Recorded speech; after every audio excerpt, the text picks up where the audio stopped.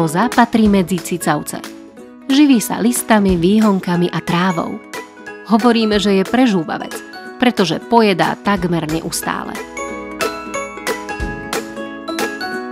Koza žije s ľuďmi. Užitočná je hlavne pre jej mliečko, ktoré je veľmi, veľmi zdravé. Má silné nohy a preto sa dokáže dostať aj do kopcov a ťažko prístupných miest.